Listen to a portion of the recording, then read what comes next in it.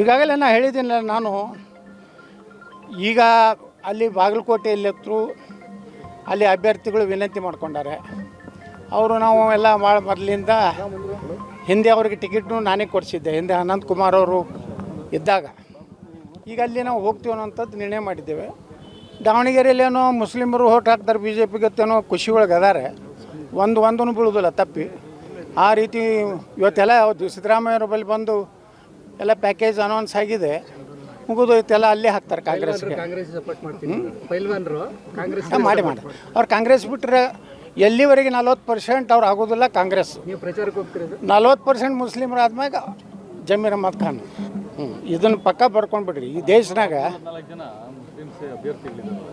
ಅವ್ರಿಗೆ ನೋಡ್ರಿ, ನಮ್ಮ ಹಂಗೆ ಹಿಂದೂಗಳಂಗೆ ಹೊಡೆದು ಓಟ್ ಹಾಕೋದಿಲ್ಲ ಅವರು. 10-15 ಓಟ್ ತೊಗೋದಿಲ್ಲ ಒಬ್ಬರು. ನೋಡ್ತಾ ಇರಿ ನೀವು. ಯಾಕಂದ್ರೆ ನನ್ನ ಕ್ಷೇತ್ರದಲ್ಲಿ ವಿಜಾಪುರದಲ್ಲಿ 2,80,000 1,26,000 ಮುಸ್ಲಿಮ್ ಇದ್ದಾರೆ. ಒಂದೊಂದು ಬೂತ್ನಲ್ಲಿ ನನಗೆ 2-3 ಓಟ್ ಬೀಳೋದಿಲ್ಲ, 1-2 ಬೀಳ್ತಾವೆ. ನಮ್ಮ ಹಿಂದೂಗಳ ಬೂತ್ನಲ್ಲಿ 100-150 ಅವನಿಗೆ ಬೀಳ್ತಾವೆ. ನೀವು ಓಟ್ ಕೇಳಿದ್ರೆ ಸರ್ ಮುಸ್ಲಿಮ್ಸ್? ಕೇಳೋದಿಲ್ಲ. ಕೇಳೋದೇ ಇಲ್ಲ, ಯಾಕೆ ಹಾಕ್ತಾರೆ ಸರ್? ಅವ್ರು ಯಾರು ಹಾಕೋದೇ ಇಲ್ಲ, ಸುಮ್ಮನೆ ಕೇಳಿ ಮೂರ್ಖ ನನ್ನ ಮಗ ಆಗ್ಬೇಕಾ? ಅಷ್ಟು ಮೂರ್ಖ ರಾಜಕಾರಣಿನ ಅಲ್ಲ. ನನಗೆಲ್ಲ ಅನುಭವ ಆಗಿಬಿಟ್ಟಿದೆ. ಅದು ಸಾಧ್ಯನೇ ಇಲ್ಲ. ಅದು ಈ ಬಿ ಜೆ ಪಿನ ಹುಚ್ಚು ಮಾಡ್ತಾರೆ ಅವರು.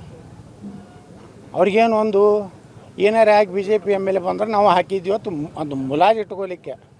ಒಂದು ಓಟ ಹಾಕಿದ್ರೆ ಕೇಳ್ರಿ. ಈ ದಾವಣಗೆರೆ ಇಲೆಕ್ಷನ್ ಮುಗಿದ ಮ್ಯಾಗ ಅಭ್ಯರ್ಥಿಗೆ ಕೇಳ್ರಿ, ಬಿ ಜೆ ಪಿಯವ್ರಿಗೆ ಹಾಕ್ಯಾರ, ಅವ್ರು ಹಾಕೋದಿಲ್ಲ. ನೋಡ್ಬೇಕ್ರಿ, ನಾನು ಅಲ್ಲಿ ಹೋಗಿಲ್ಲ.